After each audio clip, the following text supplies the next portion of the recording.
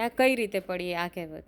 Okay, ચલો તો હવે વાર્તા તરફ જઈએ. દૂધ દોઈશું તો ભગો કે ને પછી એ પાછું વધશે તો ખરું ને, એટલું બધું દૂધ થોડું આપણે પી લેશું.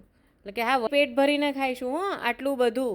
ભગો કે હા તો પાછું એ વધશે તો જગો કે વધશે તો એની છાશ બધી હું પી જઈશ, કારણ કે એને છાશ બહુ ભાવતી.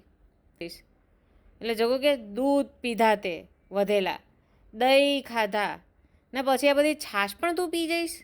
એટલે ભગો કે હવ ક્યાં વાંધો છે, પી જઈશ.